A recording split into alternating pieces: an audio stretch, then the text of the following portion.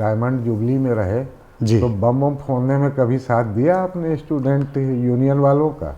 हाँ, आंदोलनों में भाग लिया। और एक बार ऐसी स्थिति आई कि डायमंड जुबली की वाल जो है, पिछली वाल जो है, वो कर्नलगंज थाने की वाल दोनों एक है। हाँ।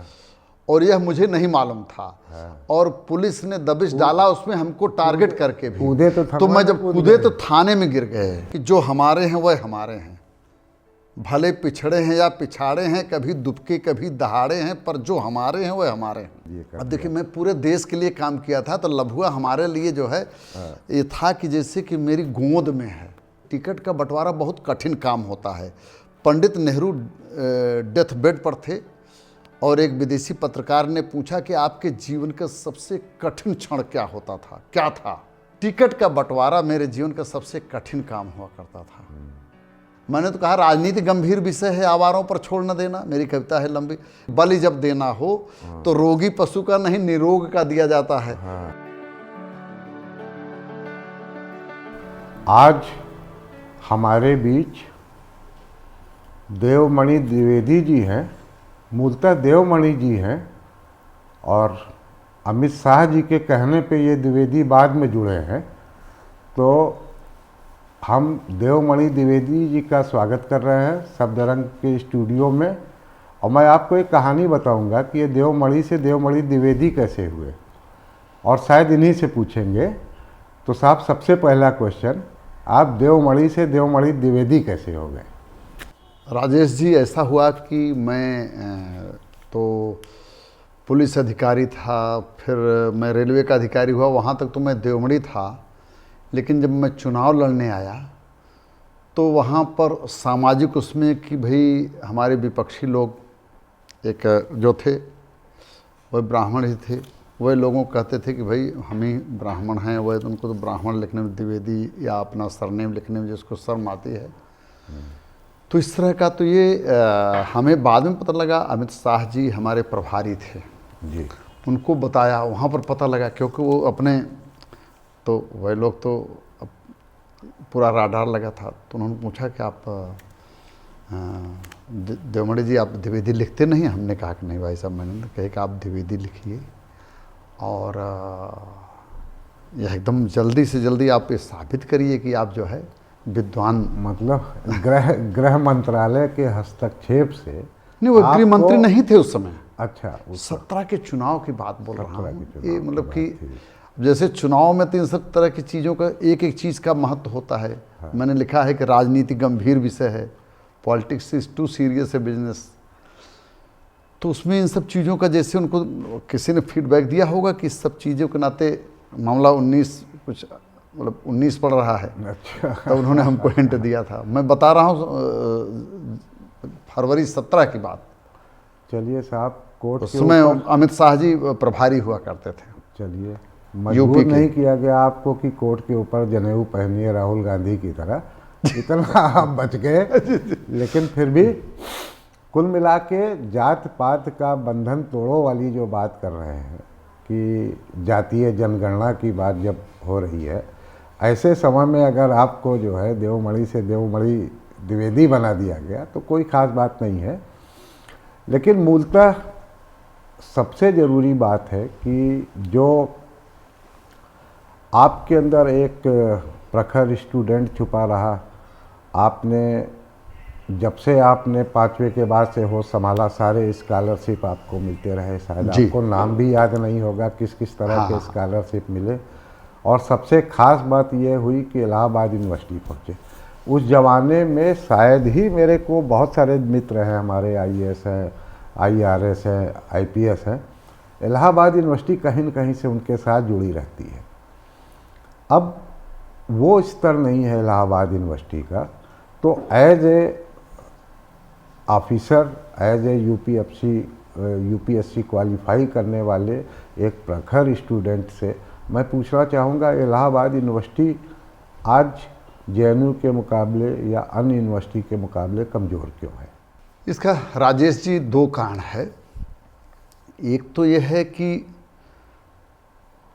JNU जब आई, धीरे धीरे उसी समय से इलाहाबाद की तुलना में दिल्ली लोगों का प्रेफरेंस होना शुरू हो गया था। और बहुत पहले इलाहाबाद जब था तो यूपीएससी भी किसी समय इलाहाबाद में ही हुआ करती थी जी।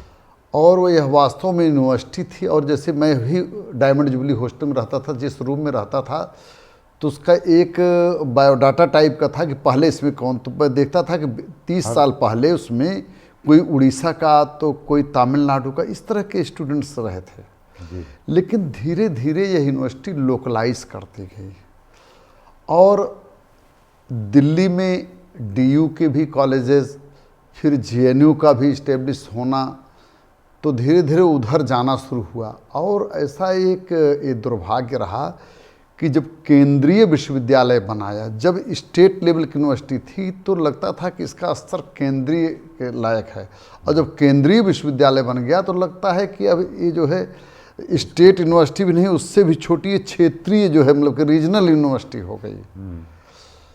तो ये है, इसका एक मुख्य कारण यह है कि इंजीनियरिंग के लोग जो है और ज़्यादा क्वालिफाई, वह ज़्यादा क्वालिफाई की, ये प्रो इंजीनियरिंग हो गई यूपीएससी की परीक्षाएं।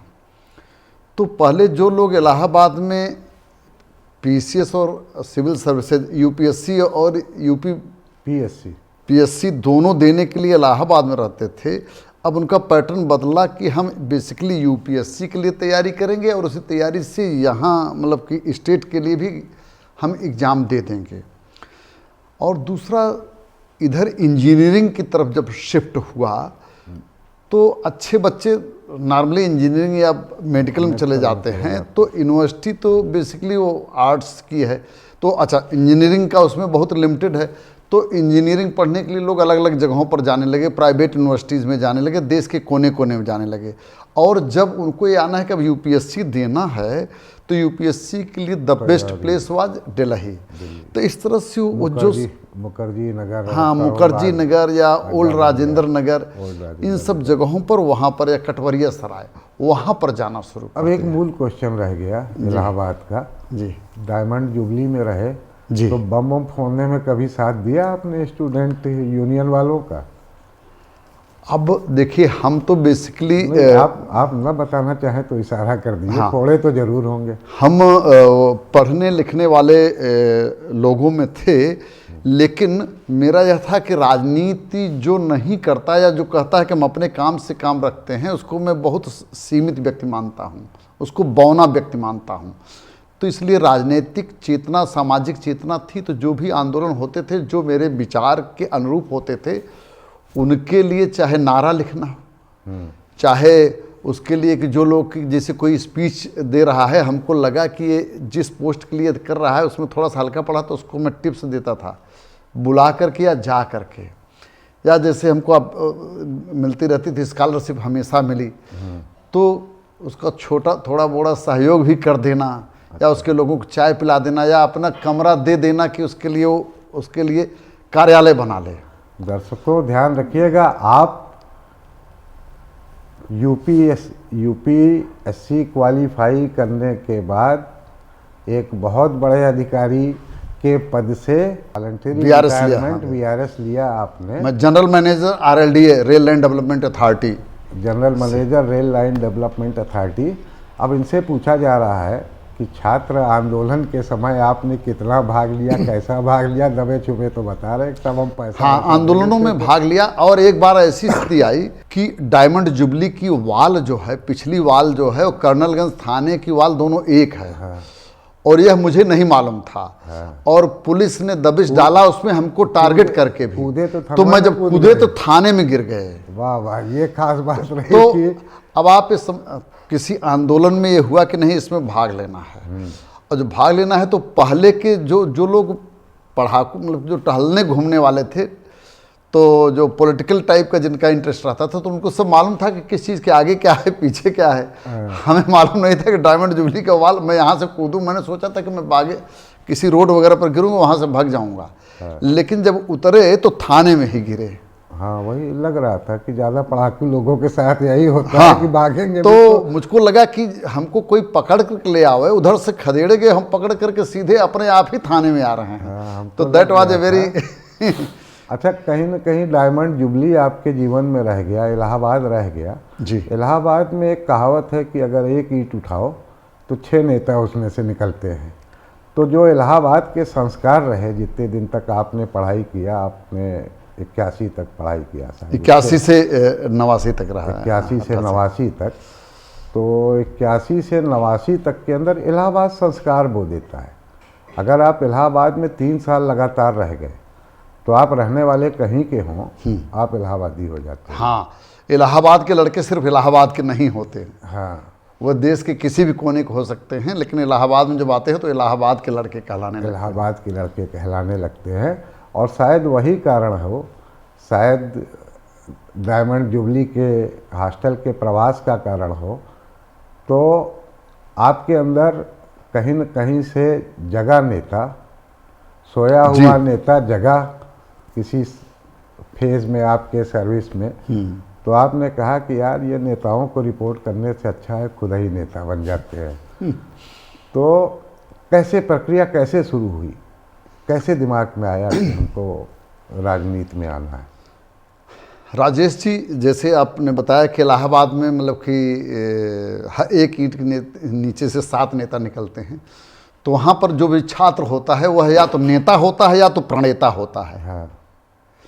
तो मैंने एक मेरी छोटी सी कविता है कि हम नेताओं के नेता हैं, हम नेता नहीं प्रणेता हैं। क्या बात। तो मतलब कि जैसे कहते हैं कि दिन 2 ही तरह के होने चाहिए, हैप्पी डेज और हैप्पियर डेज, आनंद का दिन या परमानंद का दिन। उसी तरह से इलाहाबाद यूनिवर्सिटी में जो भी गया, 2-3 जैसा कहा आपने 3-4 साल रह लिया, तो या तो नेता है या तो प्रणेता है या नेताओं का नेता है। तो वह चीज़ तो आ गई मुझे। और हुआ क्या कि I was not even 21 and half का था, तो मुझे JRF मिल गई। नेशनल एजुकेशन टेस्ट और JRF दोनों एक ही था उस समय। अभी तो हो गया है और ज़्यादा व्यापक उसका वो हो गया है कि ज़्यादा सीट वगैरह होने, लिमिटेड सीट थी। और जब मैं हो गया तो अब पढ़ने लिखने में अब ठीक ठाक था, मतलब हमेशा ऑलराउंड, मतलब कि हायर साइड में फर्स्ट क्लास रहता था। तो और कई विषयों में डिस्टिंक्शन भी रहते थे। तो ये हुआ कि अब इसका JRF वाला मतलब कि गुड अमाउंट, और उसमें JRF से भी जो ये साहब सीनियर रिसर्च फेलो हुई, तो हमारी स्कॉलरशिप इतनी थी कि पिताजी मेरे जूनियर हाई स्कूल में टीचर थे, चाचा जी प्राइमरी में हेडमास्टर थे। उन दोनों लोगों को जितनी सैलरी मिलती थी उससे ज़्यादा कंटिजेंसी वगैरह मिलाकर इंक्लूडिंग ऑल इमोल्यूमेंट्स, वो 50-60 रुपये ज़्यादा होता था। तो फिर उस समय ये हुआ कि अब और कहीं नहीं होगा तो मैं यूनिवर्सिटी में नहीं तो डिग्री कॉलेज में कहीं न कहीं लेक्चरर तो हो ही जाओ। लेक्चर उस समय, हाँ, लेक्चर करते हैं, अभी जिसको असिस्टेंट प्रोफेसर कहते हैं, आज के शब्द में कहें कि असिस्टेंट प्रोफेसर हो जाएंगे। तब फिर मैंने कहा कि अब जो कुछ भी करना है इससे बेहतर के लिए करना है। और दिमाग में उसी समय एक संस्कृत का, चूँकि इंग्लिश लिटरेचर और संस्कृत लिटरेचर और फिलासफी का विद्यार्थी था मैं, संस्कृत से MA ज्वाइन किया। तो कालिदास की एक पंक्ति है रघुवंश में कि शैशवे अभ्यस्त विद्या नाम यौवने विशेषणाम वार्धक्य मुनिवृत्ति नाम, यानी पहलेपन में 25 साल तक पढ़ाई लिखाई करो, 25 से 50 विषयों में दुनियादारी में रहो, 50 से 75 कुछ मुनिवृत्ति में रहना चाहिए, ऋषि वृत्ति में रहना चाहिए। तो वह एक बात संस्कार बस घर कर गई थी। और मेरे पिताजी भी वेद पाठी ब्राह्मण थे, और सिविल सर्विसेज लायक संस्कृत हमारी जो है इंटरमीडिएट पास करने के साथ ही हो गई थी कि बाद में उसके सिर्फ ब्रशअप करना था। तो इस नाते भी थोड़ा सा हमको क्वेश्चन मिला था कि आपको अगर 1/3 आपको जो एग्जाम में देना उसका 1/3 आपको इंटरमीडिएट के लेवल से ही आ रहा है, तो आपके लिए आसान हो गई। आसान हो गई। अच्छा, I am Sanskrit speaking also, मैं संस्कृत ऐसे ही बोल सकता हूँ जैसे हिंदी या अंग्रेजी बोलता हूँ। तो इसके नाते मुझको एक लीड मिल गई। तो फिर ये हुआ कि अब असिस्टेंट प्रोफेसर या लेक्चरर बन जाएंगे, और जल्दी लाइफ शुरू हो गई है। और मेरी बेटी थी पहली, वो 21 मतलब उधर वो एड मिलने लगे, और 87 में भी मैं I was blessed with a daughter Rachna. तो मुझको ये हुआ कि अब जल्दी से बच्चे भी सयाने 50 के पहले तक इसका शादी ब्याह मतलब इस तरह से हो जाएगा, घर द्वार मतलब कुछ गृहस्थी जल्दी शुरू हो गई, नौकरी। और तो ये उसी समय तय लिया 50 से 75 में ऋषि वृत्ति में रहूँगा। अब वह ऋषि वृत्ति जो है कि अब क्या कहते हैं कि राजर्षि वृत्ति ही हो जाएगी, मतलब कि राजधर्म में ही मैं चला जाऊँगा। यह उस समय इतना पक्का डिसाइडेड नहीं था।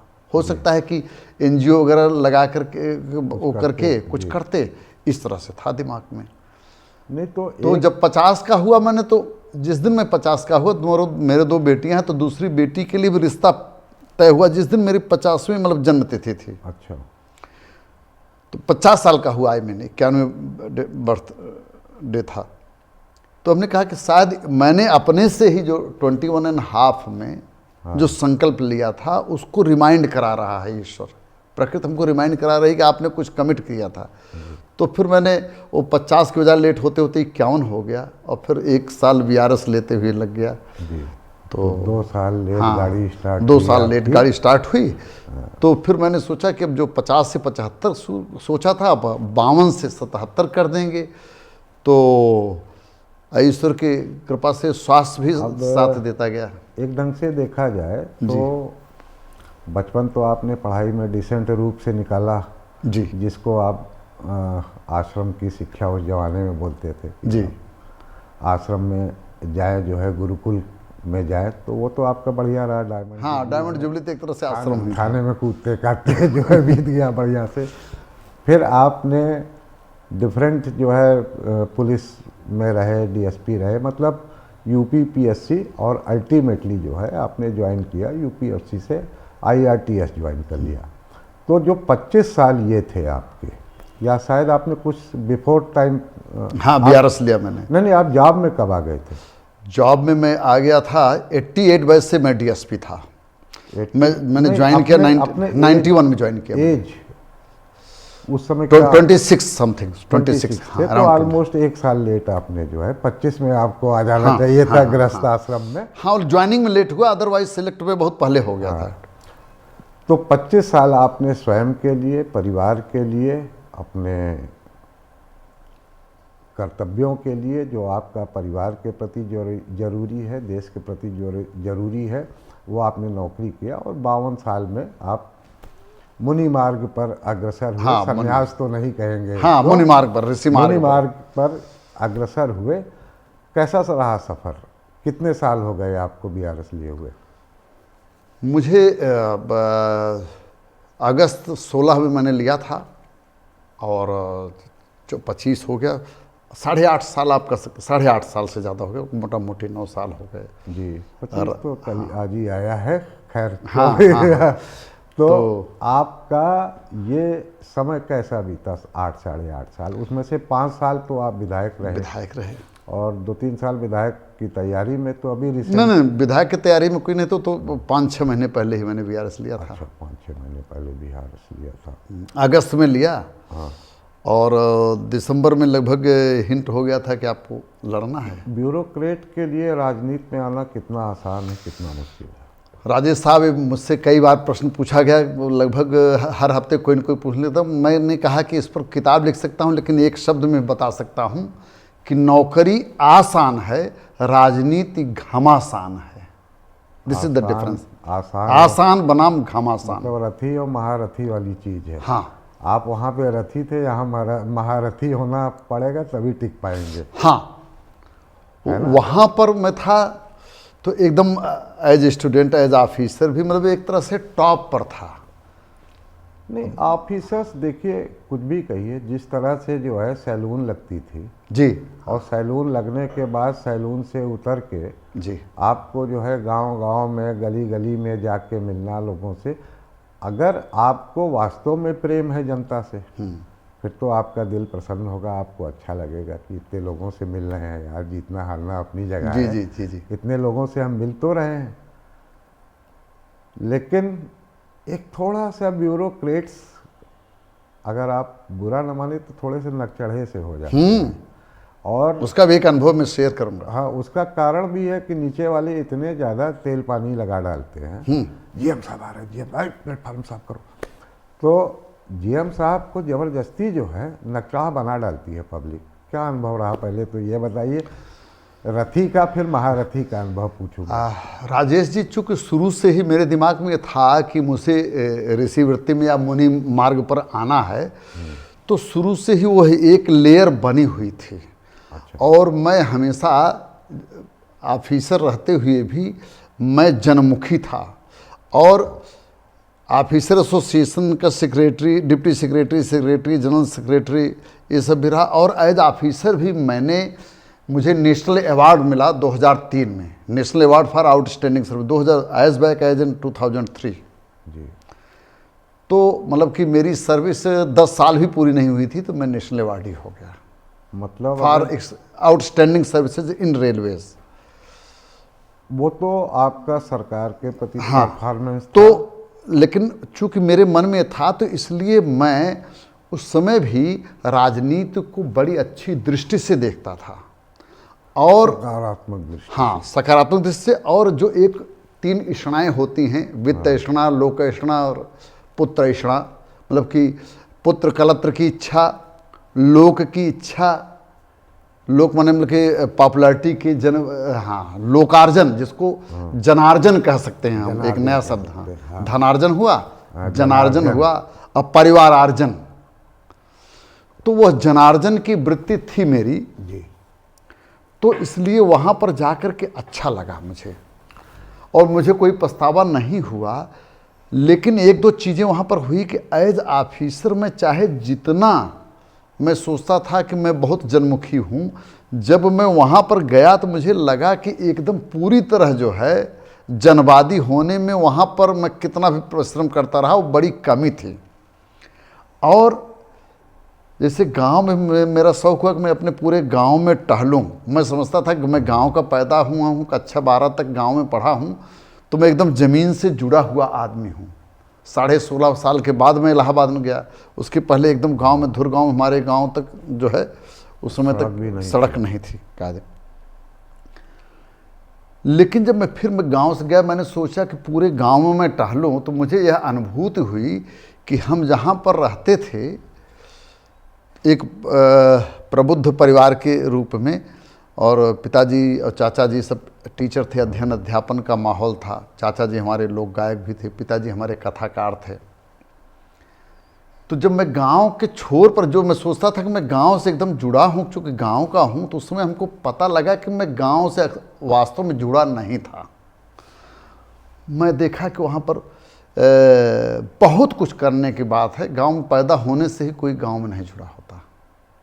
बहुत सारी चीज़ें देखने को मिला, और देखने के बाद और प्रगाढ़ हुई कि और बेहतर सेवा करने की ज़रूरत थी, और हम जैसे लोगों को यहाँ पर आने की ज़रूरत है। और अधिकारियों का जो नकचढ़ापन था उसको देखते हुए मैं देखा कि जैसे वहाँ पर एकदम सम्राट टाइप के बने रहते, तो मैंने लिखा लोक सेवा योग से, सेवा आयोग और सेवा का योग दोनों 2 तरह से तोड़ी उसको। लोक सेवा योग से आकर बने सम्राट हैं, और आप देखें नौकरों के आज कैसे ठाठ हैं।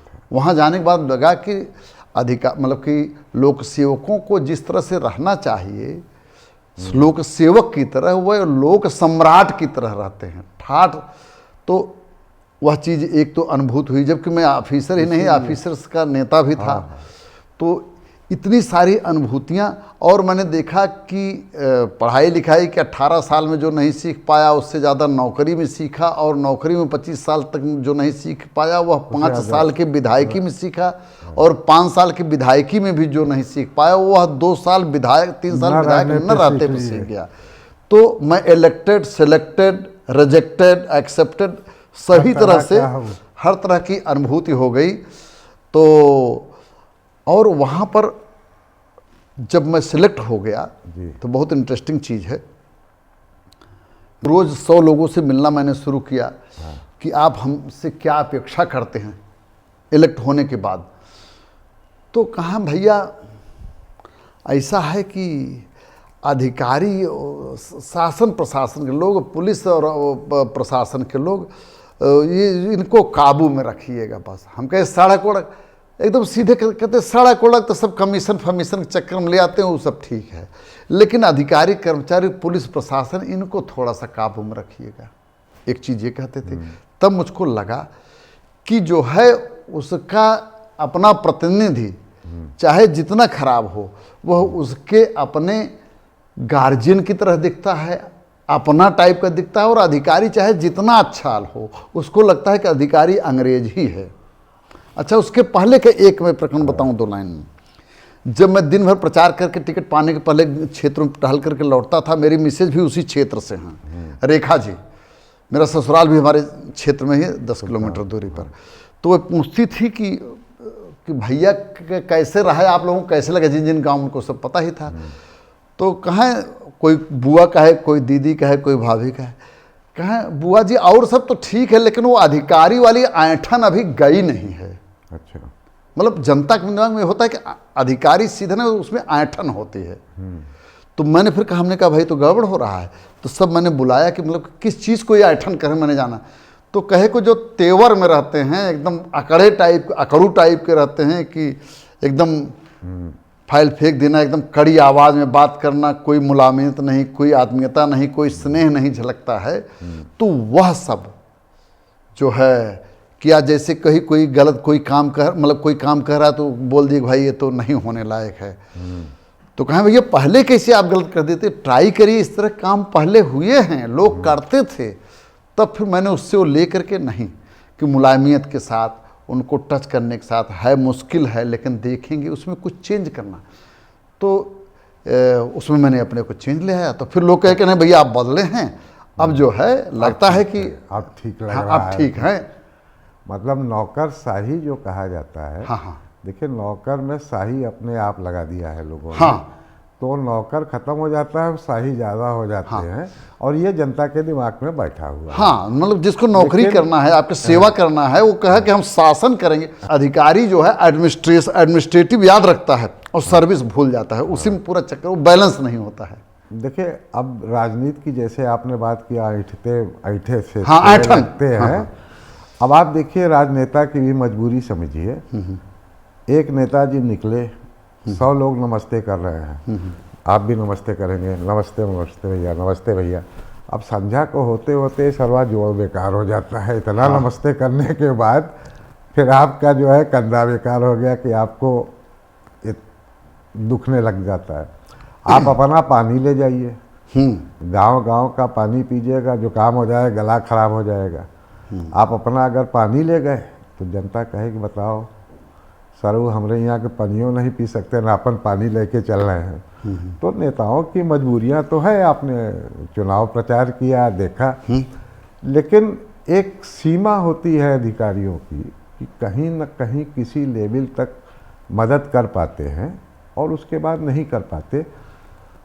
और लेकिन जो हमारा अपना तजुर्बा है कि एक नौकरशाह अगर चाह ले कि यहाँ मदद करना है और उसकी क्षमता के अंदर है, तो वो कैसे न कैसे कर लेगा। लेकिन एक जो है IRS अफसर के मुकाबले में एक विधायक की तो क्षमताएं बहुत कम हो जाती है। वो तो कुछ भी नहीं कर सकता है बेचारा। 5 करोड़ रुपया जो मिलता है, वो रुपया आपके यहाँ अगर कुछ बनवा दे, गेट लगवा दे, नलकूप लगवा दे, स्कूल में दे दे। लेकिन जहाँ तक हमने देखा है, एक पढ़े लिखे विधायक में, एक अधिकारी टाइप के विधायक में, एक नॉर्मल विधायक में बहुत फ़र्क होता होगा। तो आप शायद करा ले जाते होंगे, लेकिन विधायक के बस का बहुत ज़्यादा होता नहीं है। तो आपने कैसे जो है इस चीज़ को डील किया? हाँ, कि आप तो एक आदेश पे आप काम करा लेते थे, अब विधायक हो गए तो आपकी कोई सुन ही नहीं रहा है, और आप किसी से कह भी नहीं सकते कि मेरा कोई सुनेगा नहीं, हम तो कम नहीं करा पाएंगे। विधायक के रूप में काम कराना कठिन होता है, और अधिकारी के रूप में चूँकि अधिकारी को खुद ही करना है एक तो। दूसरी बात यह है कि कर्मचारियों से आपको कराना है, उनके खिलाफ आप डिसिप्लिनरी एक्शन ले सकते हैं। यहाँ पर तो सबको भैया बाबू करके काम कराना है, क्योंकि आप तो कोई मतलब आपका कार्यकर्ता तो कोई आपके पेरोल पर तो है नहीं, और न आप कितनी उपलब्धियां हैं मतलब आर्थिक मामलों में कि आप सबको कोई सैलरी दे सकें। तो इसमें आपके काम कराने की स्किल की असली परीक्षा इसी में है। तो एक ढंग से डिमोशन जैसा नहीं लगा आप? तो और एक चीज़ यह निर्भर करता है, मैं आता हूँ कि जैसे विधायकों का भी अलग अलग सरकारों में अलग अलग स्टेटस होता है। नॉर्मली तो विधायिका में और कार्यपालिका में संतुलन हो वो तो बेस्ट चीज़ होती है। एक बुजुर्ग, मैं उनका नाम नहीं लूँगा, इलाहाबाद विश्वविद्यालय के ही सुल्तानपुर के रहने वाले, उन्होंने कहा कि विधायकों के 3 स्तर होते हैं। जो सरकारें विधायकों को महत्व देती हैं उसमें तो विधायक विधाता हो जाता है। जो सरकारें विधायकों को इग्नोर करती हैं उसमें विधायक बुद्धू या बधिया हो जाता है। लेकिन आइडियल वह है कि विधायकों को सरकारें या उनका दल इतना महत्व दे कि न वो बुद्धू और बधिया की तरह से डिग्रेड हों और न विधायक अपने को विधाता समझने लगें। एक कविता में विधायक ही हूँ मैं विधाता नहीं हूँ, यानी उसमें मजबूरी बताई गई है कि भाई मैं इतना ही काम कर सकता हूँ।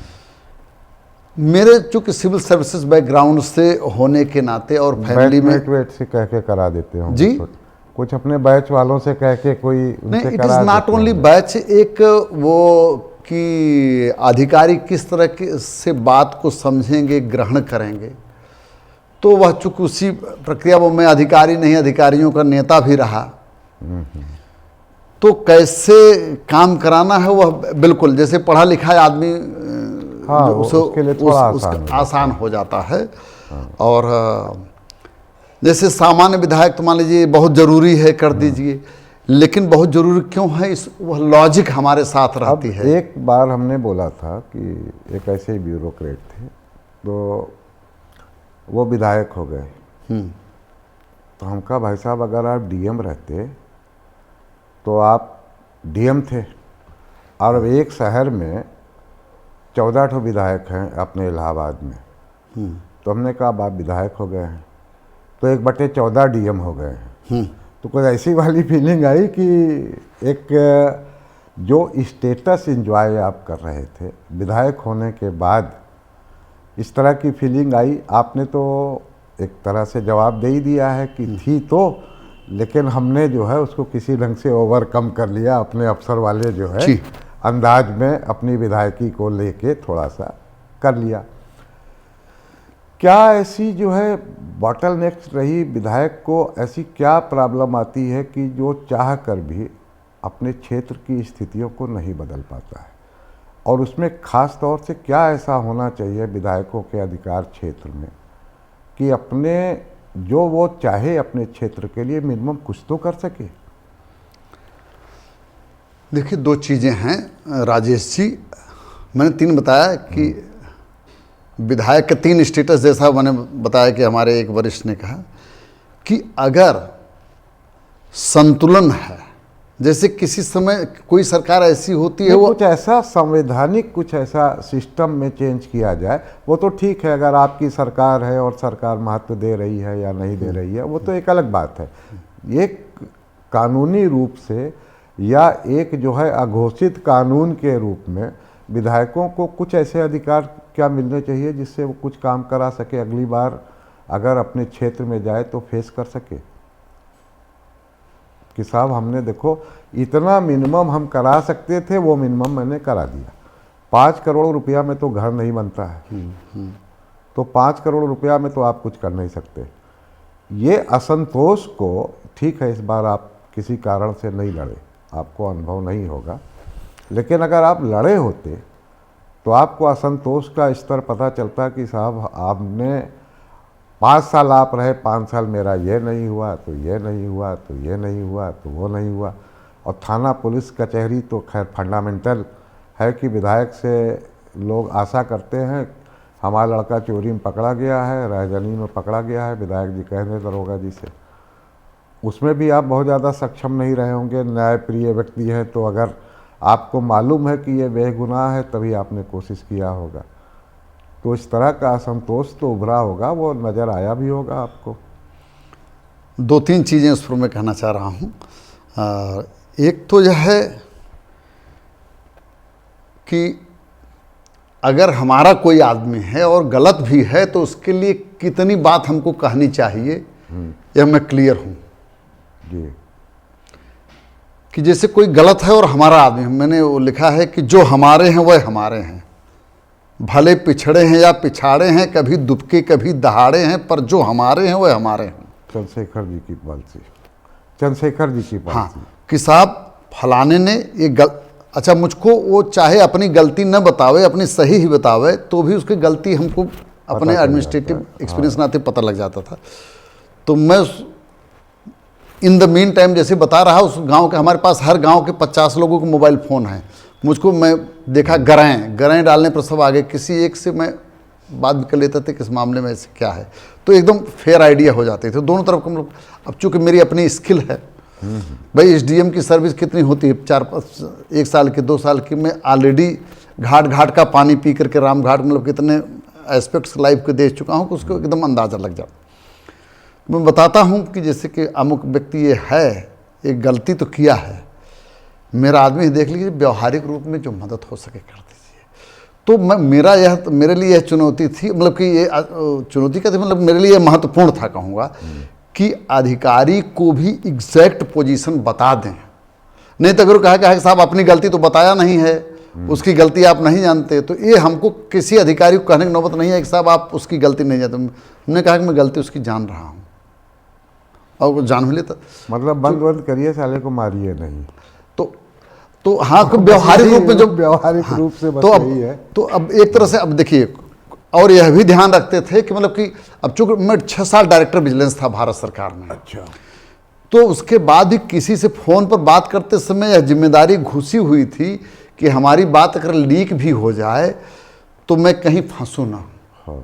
तो इस जिम्मेदारी के साथ तो एक आध बार नौबत आई भी, साहब देखिए दबाव डाल रहे हैं, तो लेकिन कहे नहीं तो दबाव तो नहीं डाल रहे हैं। उन्होंने कहा भाई गलती पर है, व्यवहारिक मदद जो हो सके। असली क्वेश्चन और चीज़ मैं एक बार बोल देता था कि ओवर एक्शन ना हो। जैसे मान लीजिए कई बार जो है, अब हम पुलिस ऑफिसर रहे, 3rd डिग्री मेथड या क्या, तो ओवर एक्शन में मतलब वो समझ जाता था। हमने कहा भाई देखो ऐसा गलती तो है, जो गलती किया है तो गलती किया, सजा मिले, लेकिन देखो ओवर एक्शन मत करना। तो ओवर एक्शन में समझ जाता था, वही से ओवर एक्शन क्या है, जब कतरा को डकैत न बना दे। हाँ, तो एग्जैक्टली।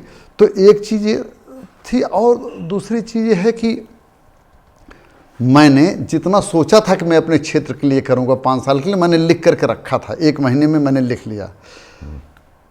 मैं एक्सीड कर गया उसको। अच्छा, कर गए। जैसे मैंने सोचा था गोमती पर 3 पुल बनवाने के लिए, मैंने 5 पुल बनवा दिया गोमती पर। अच्छा। हालांकि उसमें 5 में एक पीपे का भी पुल शामिल है, तो लेकिन 3 पुल के बजाय 5 पुल बना लेना। हमारे क्षेत्र में गोमती नदी 48 किलोमीटर का स्पैन होता है। तो यह मेरी, जैसे टोटल 33 पुल, लोग कहते हैं कि पुल ही पुल से पुलकित लंब हुआ।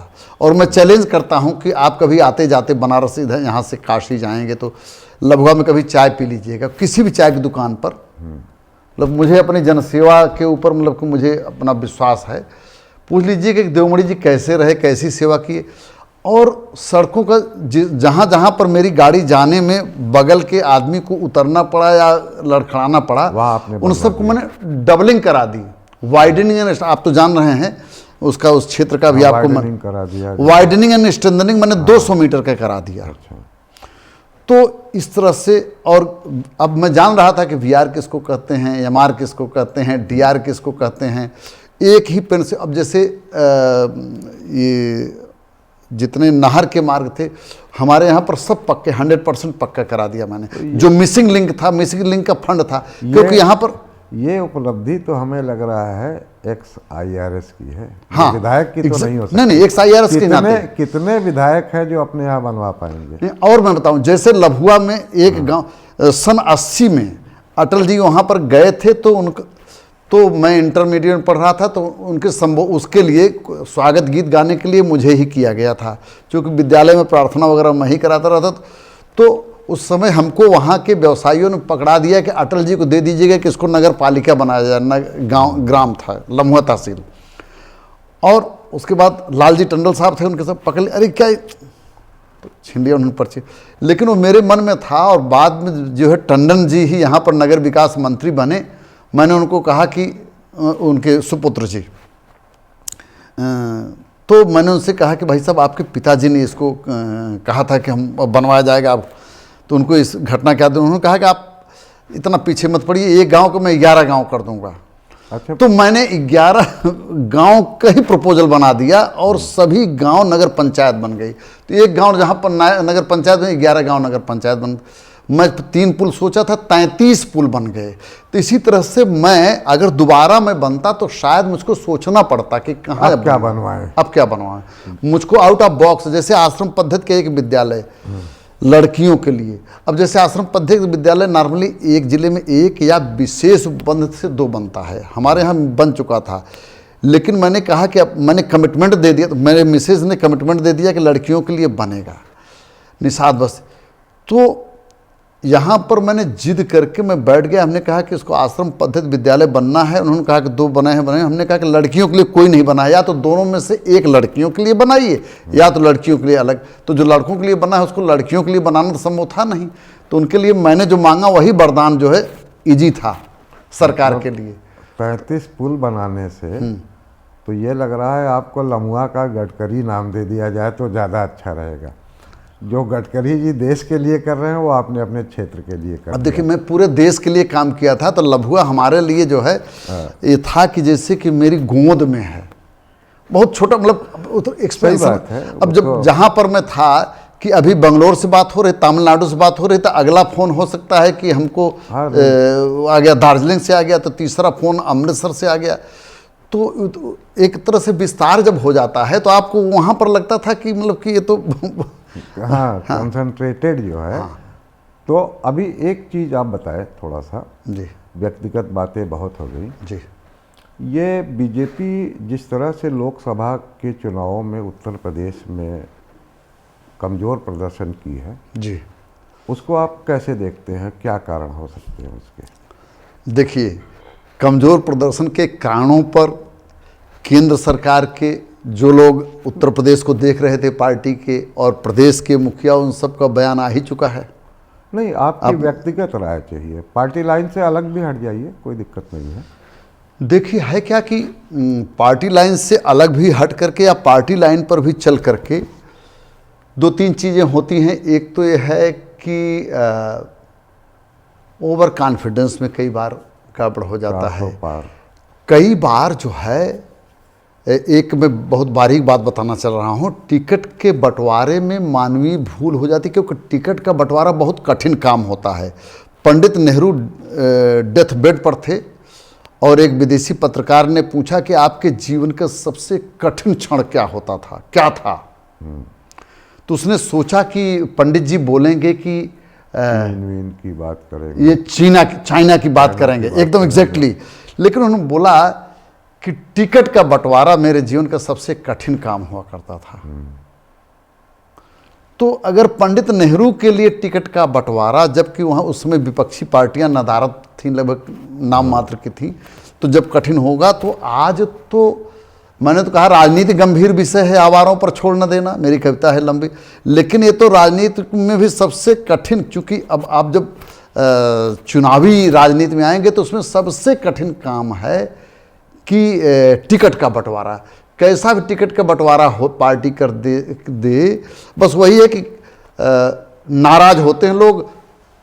3 प्रभावी लोग नाराज होते हैं कि 3 कम प्रभावी लोग नाराज होते हैं कि 10 लोग नाराज होते हैं, मतलब कि उसमें सिर्फ ये देखता होता कि कितने कम लोग और कितने कम प्रभावी लोग नाराज हैं। साफ नजर आता है जी कि जो भूल नेहरू जी ने किया था कि जो कठिन क्षण है टिकट का बंटवारा, तो इस बार जो टिकट बांटने वाले लोग थे उनके लिए तो बहुत ज़्यादा कठिन हो गया टिकट बांटना, जब 33 पुल बनाने वाले का टिकट काटा जा रहा था।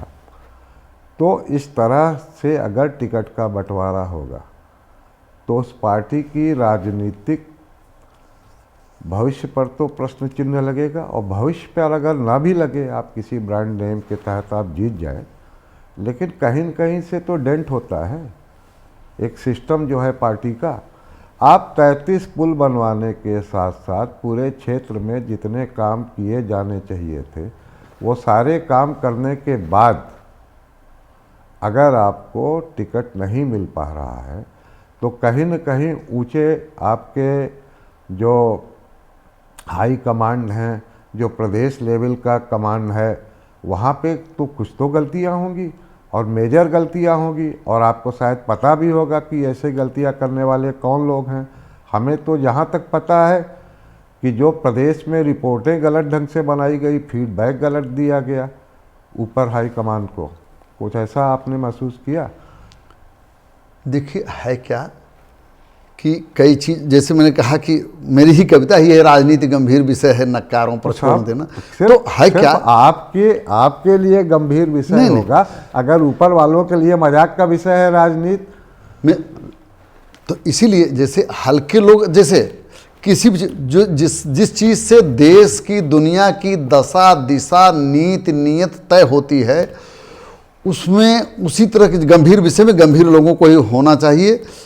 और दूसरी चीज़ जो है, जैसे आपने हमारे टिकट की बात किया, सिर्फ विकास कार्य ही नहीं, वो गंभीरता में कई और तत्व, जैसे कभी सोशल इक्वेशन हो सकता है। कई बार जैसे स्वामी प्रसाद मौर्य जी का उस समय पार्टी से भागना था, छोड़ना था एकाएक, तो कई बार पार्टी जैसे अनफोर्सीन सिचुएशंस होती हैं, जिसको कहते हैं डैमेज कंट्रोल। ऐसा डैमेज कंट्रोल करने में भी कई बार जो है वो, मतलब अगड़े की बलि लो। अब किसी ढंग से जो है स्वामी प्रसाद मौर्य भागे हैं, तो उनके जो है जाति को साधने के लिए हो सकता है आपका टिकट काट दिया गया हो। नहीं, मतलब वही मैं अगर आपकी जनसंख्या उस तरह की हो, वहाँ पे डेमोग्राफी हो इस तरह की कि शेड्यूल कास्ट या जो है बैकवर्ड वोट को साधने के लिए ब्राह्मण का गला काटा गया, ऐसा भी हो सकता है। नहीं, कई चीज़ें होती, जैसे मान लीजिए कि एक ही जाति से कई टिकट नहीं दे सकते हैं, एक ही वर्ग से कई टिकट नहीं दे सकते हैं, सभी वर्गों का पार्टी को ध्यान में रखना पड़ता है। तो ऐसे में, अच्छा दूसरी बात, जैसे अगर कोई समझौते में कोई मान लीजिए सीट जानी हो, तो सुल्तानपुर से एक निषाद पार्टी को एक सीट देना था। अच्छा, तो अब उस समझौते के नाते भी पार्टी का जो बौद्धिक गुणागणित है कि वो थोड़ी सी वो भी गड़बड़ाता है। उसको राजनीतिक मजबूरी कहा जा सकता है। बिल्कुल, उसको आप राजनीतिक मजबूरी ही कह सकते हैं कि एक सामंजस्य बनाने में। और फिर उसके बाद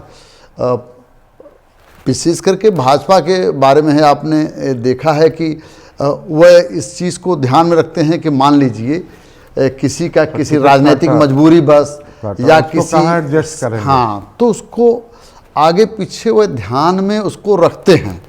तो इसलिए वह कई चीज़ें हो सकती है, जैसे मानवीय भूल तो हो ही सकती है, ओवर कॉन्फिडेंस हो जाता है। फिर मैंने इक्वेशन की बात की, और फिर राजनीतिक मजबूरी होती है। जैसे अलायंस अपने आप में एक ऐसी मजबूरी है कि अलायंस के नाते भी जैसे समझौता नाम ही होता है समझौता, हाँ, तो अपना कुछ ना कुछ सेक्रीफाइस करिए। हाँ, समझौता में तो बझौता होता है, और जब सेक्रीफाइस होता है तो कई बार ऐसा होता है ना कि जो जैसे लोग कहते हैं कि बलि जब देना हो तो रोगी पशु का नहीं, निरोग का दिया जाता है। कि वो भी तो चूंकि हम साहित्य के व्यक्ति हैं तो वैसे हो जाता है। कई बार यह भी होता है कि अगर मान लीजिए अमुक व्यक्ति हैं, इनको थोड़ा सा 19-20 या काटा जाएगा, तो ये इतने दृढ़ हैं कि ये पार्टी का नुकसान करने की स्थिति में होने पर भी मन महसूस करके नहीं करेंगे, क्योंकि उनकी अपनी एक गरिमा है, एक गौरव है, एक स्टेटस है, एक विचार बीथी है। तो संजय निषाद की पार्टी जीती वहां से आपके बदले में? नहीं, वो बगल में सीट दिया गया, जिसके रिपल इफेक्ट में यहाँ पर इक्वेशन वो किया गया। तो जैसे हमारे ही वर्ग से निषाद पार्टी ने जब दे दिया, तो हमारे वर्ग की वहाँ पे बगल वाली, हाँ, बगल वाले को एडजस्टमेंट हो गया। इसको समायोजन कह सकते हैं आप, तो समायोजन वशात। तो इसको तो एक ढंग से अभी हम संविधान की हम लोग बात करते हैं, ये लोकतंत्र का जितना घालमेल है उसमें कहीं न कहीं आपको संविधान जिम्मेदार लगता है क्या? लोकतंत्र जो है अगर इसी तरह से चुनना है प्रतिनिधि, तो क्या हमारे संविधान में कुछ कमियां नहीं नजर आती? ये जात पात, जब लोगों को अगर हम लोग रिप्रेजेंट कर रहे हैं, जिस तरह से विधायक को लोगों को रिप्रेजेंट कर रहा है, तो कहीं न कहीं ऐसा नहीं लगता कि फ्रिक्शन आप जातियों को रिप्रेजेंट किया जा रहा है? देखिए, राजनैतिक दल जो होते हैं उनमें कोई ज़रूरी नहीं कि स्टेट्समैन ही हों। दो चीज़ें हैं तो एक तो राजनेता होता है, दूसरा स्टेट्समैन होता है। राजनेता जो होता है वो अगले चुनाव की चिंता करता है और स्टेट्समैन जो है वो अगली पीढ़ी की चिंता करता है। मेरा एक कपलेट है, राजनीति की नहीं हमें तो लोकनीति की चिंता है और अगले चुनाव से अधिक हमें अगली पीढ़ी की चिंता है। क्या बात है। तो इस नाते अब जो संविधान है उसका फाइनली तो लागू करने वाले लोगों की मतलब को नीयत नीति नेता और प्रणेता के ऊपर उसका लागू करना निर्भर सर होता देखिए, है। आपने अपने कारपोरेट जीवन में या अपने ब्यूरोक्रेट जीवन में आईएसओ लागू कराया होगा बहुत सारी जगह। तो आईएसओ भी एक ढंग से आप जो करने वाले हैं उसका एक रिटर्न संविधान है, बिल्कुल है ना। इसी तरह ये संविधान है। अगर आपके आईएसओ का जो है गलत सिस्टम आप लिख दें और उसी को इम्प्लीमेंट करते रहें तो आपका सिस्टम तो पूरा गलत हो जाएगा। उसी तरह से संविधान में क्या ऐसा नहीं लगता कि दलगत राजनीति को कुछ इस तरह का जो है कुछ सुधार किया जाए जैसे प्रजातंत्र वास्तव में प्रजातंत्र रहे और ये किसी ढंग से जो है चूचू का मुरब्बा जैसे आज की डेट में बना हुआ है वैसा उससे सुधरे और एक अच्छा स्वस्थ परंपरा लोकतंत्र की आए। इंग्लैंड में संविधान लिखा नहीं गया है, संविधान परंपराओं को मिलाकर संविधान बना है। लेकिन जो इंग्लैंड का लोकतंत्र है, क्या हमारा लोकतंत्र उस तरह से सक्षम है? उस तरह से हम सबसे बड़े लोकतंत्र है देश दुनिया के, लेकिन क्या ये जिस लोकतंत्र को हम लोकतंत्र कहते हैं वो लोकतंत्र है? देखिए, हमारे आसपास जिस तरह से लोकतांत्रिक प्रक्रियाएं फेल हुई हैं उसकी तुलना में जब हम देखते हैं तो हम कह सकते हैं कि हमारे यहाँ संविधानवाद है। और जैसे संविधान को तोड़ फोड़ करके, जैसे इमरजेंसी में बहुत कोशिश हुई, नागार्जुन जनकवि थे, उन्होंने कहा कि वो बड़े ख़राब शब्दों में कि पोथा, संविधान का पोथा डकारे जा रहे, इस तरह के कुछ शब्द हैं। तो जो 43वां संशोधन हुआ उसके अंदर तो पूरा एक मिनी संविधान मिनी जो है इस संविधान को बदल ही दिया गया। तो तो अब लेकिन देखिए, संविधान जो है हमारा वह कठोर भी है, लोचशील भी है, व्यवहारिक भी है। और ज़्यादा बड़ा संविधान इसलिए कि जैसे यहाँ पर इतनी वैरायटी है, अनेके च देशा अनेके च वेशा अनेकानि रूपाणि भाषा अनेका परम यत्र सर्वे वयम भारतीया। तो हम में जो विविधता है उस विविधता को बांधने के लिए इतने बंधन हुए। जैसे हमारे यहाँ अलग अलग जगहों पर इतना बड़ा देश था, कई सारे 33 कोटि देवताओं को एडजस्ट करना पड़ा, पुरोहितों को। उसी तरह से जो हमारे संविधान के पुरोहित थे उनको भी बहुत सारी चीज़ों को जितना वो फोर्सी कर पाए उसके लिए उनको लिखित में करना था। अगर वो कम संविधान में लिखते तो लोग कहते थे कि अरे इतने बड़े इस सारे विद्वान इकट्ठा थे, इसके बारे में उनको कह ही देना चाहिए था। तो लेकिन वही है कि लोकतंत्र, मैं एक बात कहता हूं कि लोकतंत्र लोक लाज से चलता है जी। तो लोकतंत्र में और संविधान में सब कुछ चीज़ें नहीं लिखी जा सकती हैं। कि जैसे मैं कहता हूं कि 95% चीज़ें मोटा मोटी लिखी जा सकती हैं और उसके बारे में आप यस या नो कह सकते हैं कि कोई चीज़ सही है गलत है। 5% चीज़ें ग्रे एरिया में रहती हैं। ग्रे एरिया का मतलब कि उसके बारे में आपके विवेक पे बहुत ज़्यादा निर्भर करता एग्जैक्टली है।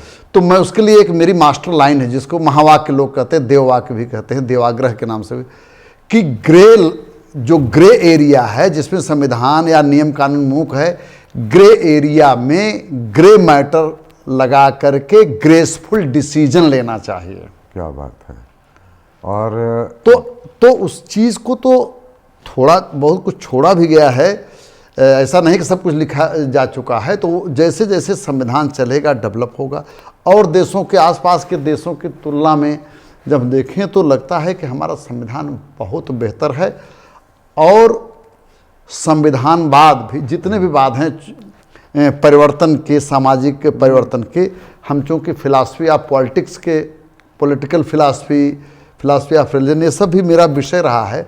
तो जितने भी वाद हैं ना, उसमें संविधानवाद सबसे सर्वोत्तम साधन है परिवर्तन का। नहीं, आपका लोकतंत्र इस उपमहाद्वीप की ही बात कर लीजिए तो सबसे बेहतर है। उससे इसी से सिद्ध होता है कि पाकिस्तान की जो है 14% हिंदू आबादी कट के 1% रह गई, बांग्लादेश की 22% हिंदू आबादी कट के 8% रह गई, और आप यहाँ के 5%, 8% आबादी आज 20% रह गई। तो इस तरह का लोकतंत्र तो बहुत अच्छा जो है नहीं कर सर, रहा है। उसमें जहाँ संविधान की कोई गलती नहीं है। मैं कहूँ जहाँ पे आप 20 करोड़ की जनसंख्या को आप अल्पसंख्यक कहते हैं तो क्या ही बढ़िया संविधान है। जहाँ पे आप वक्फ के नाम पे आप पूरी संपत्ति लिख देते हैं, चुनाव 14 में सरकार जाते जाते दिल्ली की प्राइम तमाम लोकेशंस लिख गई, बहुत अच्छा संविधान है। जहाँ पे आपको दल बदल कर सरकार बदलने की आसानी से छूट है, बहुत अच्छा संविधान है। तो साहब संविधान अच्छा है, राजनीति अच्छी है, लोकतंत्र अच्छा है, और आपकी पार्टी भाजपा अच्छी है। अब एक कविता सुनाइए और हम लोग दोबारा मिलने के लिए विदा लें इस मैं एपिसोड से। आपने कई मुद्दे छेड़ दिया है, तो मैं जैसे एक एक आधे लाइन में आपने वो कर दिया। अब कंक्लूजन में ही आपने प्रश्न भी डाल दिया, तो मैं अपने कंक्लूजन में ही पहले उत्तर भी मतलब कि अगर डाल आप देता। देना चाहें दे दीजिए, नहीं अगली बार आके दीजिएगा, ये वही क्वेश्चन जिंदा रहेगा। कि ये सब मैंने आपको इशारा किया कि 5%, तो 5% तो एक प्रतीकात्मक है, 5% का 10% भी ऐसा हो सकता है। और दूसरी बात मैंने कहा कि नियत, नीति, नेता, प्रणेता और मंशा पर बहुत कुछ डिपेंड करता है। तो अगली बार फिर हम लोग इस पर डिस्कस करेंगे। आपने सही कहा। तो अब कविता की बात आप क्या करना चाहते हैं? मतलब कि ये प्रश्न बांध के ले जाइए और इस प्रश्नों का आपको उत्तर देना पड़ेगा अगले एपिसोड में हमारे। लेकिन अभी हम दर्शकों से विदा लेंगे। आपकी एक अगर संस्कृत की कविता हो कोई, वो सुना दीजिए, और नहीं तो हिंदी से काम चलाया जाएगा। राजनीति की कविता ना सुनाइए, अगले एपिसोड में नहीं, राजनीति की कविता नहीं सुनाएंगे। संस्कृत में भी लिखा है कि गुरु की महिमा पर, उसको मैं हिंदी में फिर डिटेल नहीं करूँगा, बट क्योंकि वो टाइम टेकिंग होंगे। आप संस्कृत में सुनाइए। तो युग युगार्जित पुण्य पयो निधिम भुवन मंडल मंडित मंडनम नमनमाचरतो गुरुमाहितम भवति तस्य सुखम परमाद्भुतम। ये में हम लोग संस्कृत श्लोक लिखने की परंपरा उसमें था। और जो हमारे हैं वह हमारे हैं कविता है, उसकी मैं कुछ पंक्तियाँ 2-4 सुनाता हूँ।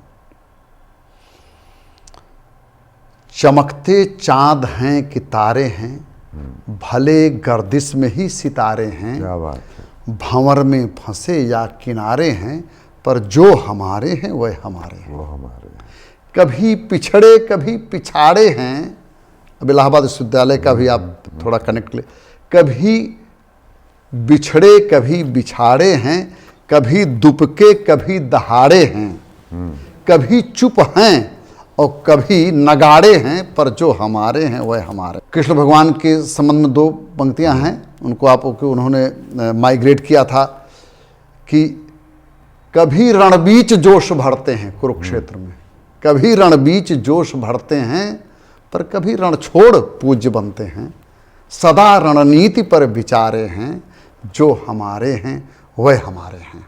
लंबी कविता है। आज जो प्रखर वाणी हम लोग सुन रहे थे, जिनसे राजनीति के विषय पर चर्चा होना अभी बाकी है। हमारे साथ ऐसे देवमणि जी थे और हमारे साथ ऐसे देवमणि जी फिर आएंगे। आज शब्द रंग की ओर से दर्शकों को प्रणाम। हम लोग दोबारा मिलते हैं शीघ्र ही देवमणि जी के साथ। धन्यवाद। आप नए वर्ष पर हम शब्द रंग में आए, शब्द रंग ने हमको याद किया, तो एकदम पूरा मैं अपने को सम्मानित महसूस कर रहा हूँ।